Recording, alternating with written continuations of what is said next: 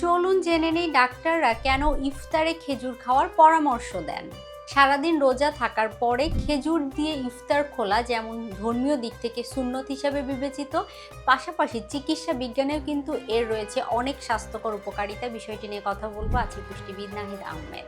সবার প্রথমে যদি বলতে হয়, তাৎক্ষণিক শক্তি যোগাতে এটি কিন্তু সাহায্য করে থাকে। খেজুর আমাদের হজম প্রক্রিয়া সহজ করতে সাহায্য করে থাকে। এর পরবর্তীতে যে কাজটি খেজুর করে থাকে সেটি হচ্ছে ইলেকট্রোলাইট ইমব্যালেন্স জনিত সমস্যা যাদের রয়েছে তাদের ইলেকট্রোলাইট ব্যালেন্স করতে সাহায্য করে। অ্যাসিডিটি এবং বদহজম জনিত সমস্যা সমাধানে খেজুর খুব ভালো কাজ করে থাকে।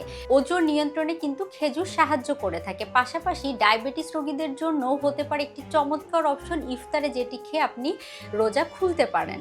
তাই আর দেরি না করে আপনি এই রমজানের জন্য খেজুর সংগ্রহ করতে পারেন রিজিক থেকে।